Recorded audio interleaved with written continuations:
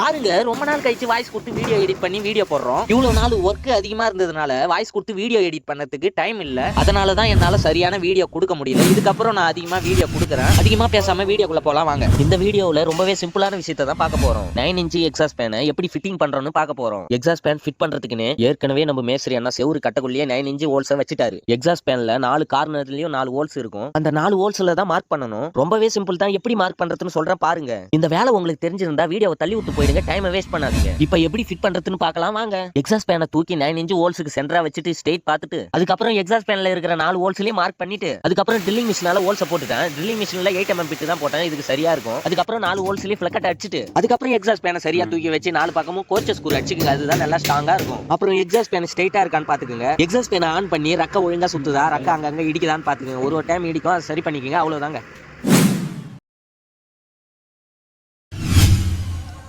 இருங்க வீடியோ இன்னும் முடியல. நம்ம வீடியோவை நிறைய பேர் பாக்குறீங்க. இன்ஸ்டாகிராம்ல ஃபாலோவும் யூடியூப்ல சப்ஸ்கிரைபும் பண்ணீங்களா? அடுத்த வீடியோ எனக்கு கொடுக்க ஆர்வமா இருக்கும். எனக்கு தெரிஞ்ச விஷயத்த ஷேர் பண்றேன். அடுத்த வீடியோல பாருங்க.